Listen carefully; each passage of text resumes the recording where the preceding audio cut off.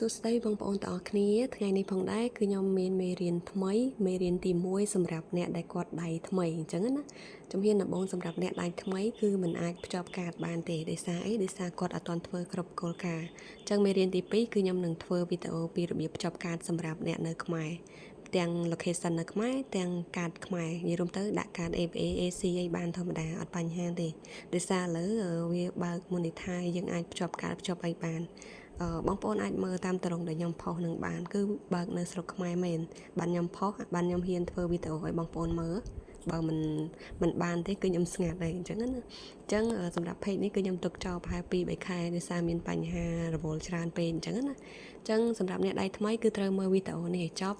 អ្នកដែលគាត់អត់ដឹងថាគួរប្រើប្រាស់ page បែបណាឲ្យវាបានរីកខ្ពស់ធ្វើប្រើប្រាស់ page បែបណាឲ្យត្រូវគោលការណ៍ Facebook ឲ្យត្រូវគោលការណ៍ page ទេអញ្ចឹងណាចឹង page គឺវាជាប់ជាមួយនឹង account Facebook តិចច្រឡំថា account Facebook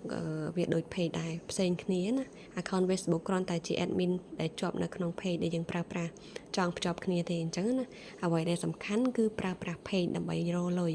បើបងប្អូនយក account Facebook ទៅធ្វើវាក៏អត់កើតដែរអញ្ចឹងចំណុចសំខាន់គឺ page អូខេឥឡូវយើងចូលមេរៀនរបស់យើងហ្មងទៅឲ្យងាយស្រួលឥឡូវបងប្អូនចូលទៅកាន់ account របស់យើងហើយបងប្អូនចូលទៅកន្លែងនេះមកនេះកន្លែងនេះគឺវាមានជារបាយការណ៍ឲ្យយើងមានន័យថាវាមានជាកិច្ចការផ្ទះឲ្យយើងណាកិច្ចការផ្ទះប្រចាំសប្តាហ៍ឲ្យយើងហ្មងឲ្យងាយស្រួលយល់ត្រង់នេះគឺវាបានចំនួននិយាយរួមទៅខ្ញុំគ្រប់គោលការណ៍នៃការ follow ឲ្យគឺ 12k វាលើសហើយជាធម្មតាដូចជា 5k អីគ្រប់គោលការណ៍ 5k ដូចជា 10k អីហ្នឹងត្រង់ប៉ុណ្ណឹងបងប្អូនអញ្ចឹងយើងព្យាយាមរក follow ឲ្យច្រើនទៅចុចលើនេះមកកន្លែងនេះខ្ញុំសូមពន្យល់បងប្អូនឲ្យងាយស្រួលយល់តកតងជាមួយនឹងការធ្វើវានៅកន្លែងនេះគឺជាកិច្ចការផ្ទះដែល Facebook ដាក់ឲ្យយើងអញ្ចឹងជំហានដំបូងគឺយើងត្រូវធ្វើម៉េចឲ្យគ្រប់គោលការណ៍កន្លែងនេះឲ្យគ្រប់ចំនួនដែលវាដាក់ឲ្យយើងនេះធ្វើម៉េចឲ្យវាបាន 100% ពេញណាអញ្ចឹងក្នុងមួយអាទិត្យគឺវាមានការអាប់ដេតឲ្យយើងធ្វើតម្រងថ្មីនៅកន្លែងហ្នឹងរហូតណាកន្លែងនេះគឺខ្ញុំបានធ្វើវាខ្វះតា54% ទៀតគឺគ្រប់ចំនួន 100% ហើយអញ្ចឹងផុតកំណត់គឺ6ថ្ងៃទៀត6ថ្ងៃក្រោយឥឡូវខ្ញុំចុចលើវាមកនេះបងប្អូនអញ្ចឹងជំហានដំបូងបងប្អូនឃើញកន្លែងនេះហើយនេះបងប្អូនឃើញកន្លែងនេះគឺវាមាន4ចំណុចដែលយើងត្រូវធ្វើវាបើសិនជាបងប្អូនថ្មីហ្មងខ្ញុំណែនាំឲ្យបងប្អូនប្រើអាទី1ទៅឲ្យគេស្គាល់យើងច្រើនឲ្យស្គាល់ page យើងសិនទៅចាំយើងចាប់ផ្ដើមចូលដល់អាទី2ឬក៏ចូលដល់ទី3ចូលដល់ទី3លុះត្រាតែយើងរកលុយបានសិនណាបានយើងធ្វើវាហើយទី4ហ្នឹងដូចគ្នាសម្រាប់អ្នកថ្មីចេះហ្មងអាទី4ហ្នឹងប៉ុន្តែ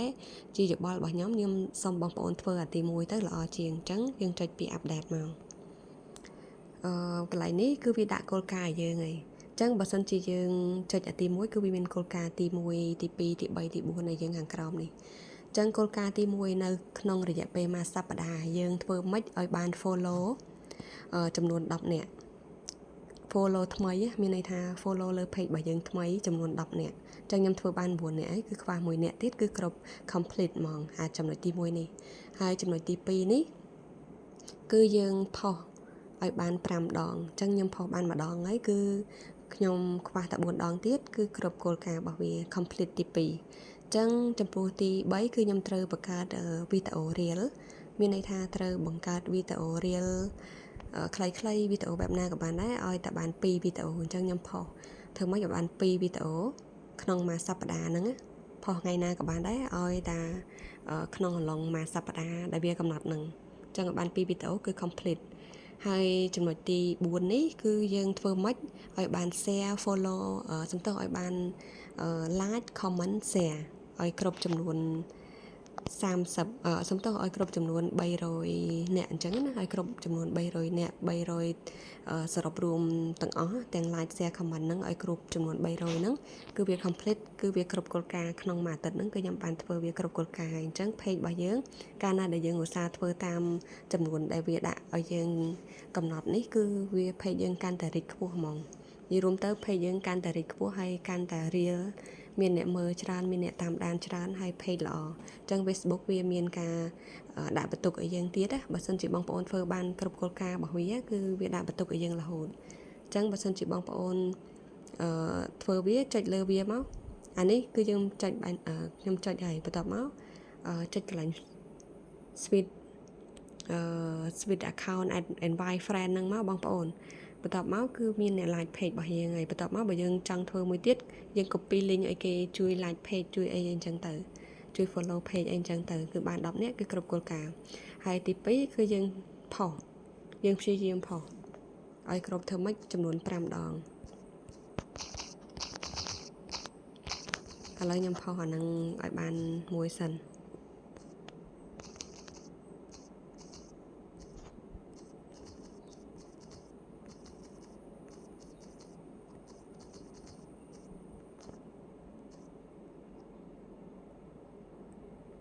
ិយាយរួមទៅ page របស់យើងធ្វើម៉េចឲ្យមានសកម្មភាព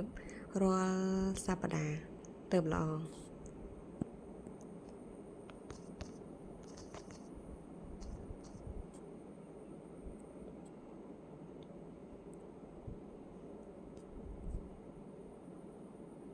នេះឥឡូវខ្ញុំបានផុសឲ្យមិញហ្នឹងឃើញអត់ឃើញវាលោតខ្វះតែ2ទៀតគឺគ្រប់គោលការណ៍របស់វាអញ្ចឹងណាអញ្ចឹងទី2នេះគឺខ្ញុំត្រូវផុសរៀលចុចលើវាមកគឺបងប្អូនអាចផុសរៀលបានអញ្ចឹងណាតែដោយសារខ្ញុំអត់ទាន់ធ្វើវាទេហើយទី3នេះគឺយើងវាមានអ្នកឡាយនេះឧទាហរណ៍ថាខ្ញុំផុសអញ្ចឹងណាឧទាហរណ៍ថាខ្ញុំឧទាហរណ៍អញ្ចឹងតាឧទាហរណ៍ថាខាងខ្ញុំបានផុសអីអញ្ចឹងមានអ្នក like មានអ្នក comment មានអ្នក share អីអញ្ចឹងទៅច្រើនគឺកន្លែងមិញហ្នឹងគឺវាគ្រប់គោលការណ៍ចំនួនសរុបរួមឲ្យយើងអញ្ចឹងណាអញ្ចឹងសង្ឃឹមថាបងប្អូនយល់កន្លែងហ្នឹងពេលដែលខ្ញុំធ្វើហើយគឺវាអ្នកតន័យភាគរយក៏វាលោតដែរអញ្ចឹងណាឥឡូវខ្ញុំសូមចុចអាទី2បងប្អូនងាយយល់មួយទៀតនេះបងប្អូនចូលកន្លែងនេះឃើញកន្លែងនេះចុចលើវាមកនេះគឺជា level ហើយនឹងជាបន្ទុកដែល page ដាក់ឲ្យយើងបងប្អូននេះគឺជា level និងបន្ទុកដែល page បានដាក់ឲ្យយើងឥឡូវយើងធ្វើបានប៉ុណ្ណឹងចំនួន10អានេះវាប្រៀបបានដូចជាเกมមួយដែលយើងលេងប្រចាំសប្តាហ៍អញ្ចឹងពេលដែលយើងព្យាយាមធ្វើវាគឺវាឲ្យជាកាដូមកយើងអីអញ្ចឹងទៅវាឲ្យជាពៀនមកឲ្យយើង level 1 level 2អីអញ្ចឹងទៅនេះបើសិនជាយើងធ្វើរឹតតែល្អគឺបាន level កាន់តែខ្ពស់ទៀតតែសម្រាប់ page អ្នកល្បីហ្មងគេអត់ព្យាយាមធ្វើអញ្ចឹងទេគេគ្រាន់តែផុសចោលគឺវារីកដោយខ្លួនឯងអូតូតែយើងថ្មីថ្មោងយើងអ្នកចាប់ផ្ដើមគឺយើងត្រូវព្យាយាមធ្វើវាបែបហ្នឹងដើម្បីឲ្យ page របស់យើងវារីកខ្ពស់បើមិនអញ្ចឹងទេគឺស្ងាត់ហ្មងអញ្ចឹងទី2មួយទៀតខ្ញុំសូមបញ្យល់ទី2នេះយើងចុចលើវាមកចុច update មកនេះអញ្ចឹងពេលដែលយើងជ្រើសរើសយកទី2គឺវាចេញ update ថ្មីយើងនេះឃើញអត់វាឲ្យយើងធ្វើតម្រងថ្មីផ្សេងទៀតដើម្បីឲ្យគ្រប់គោលការណ៍នៃតម្រងទី2អញ្ចឹងអាទី2ហ្នឹងអត់សំខាន់ទេអញ្ចឹងអ្វីដែលសំខាន់គឺទី1ធ្វើម៉េចឲ្យវារីកខ្ពស់ទៅលើ page របស់យើងសិនកុំតន់អាឡូតហោអាទី2ដោយសារទី2ហ្នឹងគឺជាចំណុចបន្ទាប់ទេអញ្ចឹងណាអូខេសង្ឃឹមថាបងប្អូនយល់តាក់ទងជាមួយនឹងការប្រើប្រាស់ page វីដេអូនេះគឺធ្វើឡើងសម្រាប់អ្នកដែលគាត់ចង់ធ្វើ page ad break រកលុយតាម page account Facebook និង page ខុសគ្នាបងប្អូននេះគឺជា page របស់ខ្ញុំផ្ទាល់ដែលត្រូវរកលុយជាមួយនឹង ad break ហើយនេះគឺជា account Facebook របស់ខ្ញុំអញ្ចឹងនេះគឺជា account Facebook របស់ខ្ញុំដែលជាប់ជាមួយនឹងpage មានន័យថាជា admin page អញ្ចឹងបើសិនជាយើងអត់មាន admin page ក៏អត់មាន page ដែរកុំឲ្យបងប្អូនខ្លះគាត់ច្រឡំហើយមួយទៀតសម្រាប់បងប្អូនដែលគាត់អ្នកថ្មីហ្មងគឺគាត់អាចភ្ជាប់កាតអីបានទេដោយសារ page របស់យើងអត់ទាន់គ្រប់គោលការណ៍លុះត្រាតែគ្រប់គោលការណ៍សិនណាបានអាចភ្ជាប់កាតបានធ្វើតាមវីដេអូទី1នឹងព្យាយាមធ្វើតាមវីដេអូទី1ខ្ញុំឲ្យ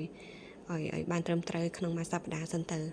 អូខេអរគុណច្រើនបងប្អូនបើមានចម្ងល់អីបងប្អូនឆាតមកកាន់ Facebook របស់ខ្ញុំផ្ទាល់ក៏បានដែរងាយស្រួលតបជាង page ដោយសារ page ពេលខ្លះខ្ញុំរៀងពិបាកតបបន្តិចអញ្ចឹងណាអញ្ចឹងបើបងប្អូនឆាតមក Facebook account ខ្ញុំផ្ទាល់គឺខាងខ្ញុំតបលឿនជាងនេះជា account Facebook ខ្ញុំផ្ទាល់ណាអូខេអរគុណច្រើនបងប្អូនបើមានចម្ងល់កុំភ្លេចឆាតមកខ្ញុំផងណាអរគុណបាយបាយ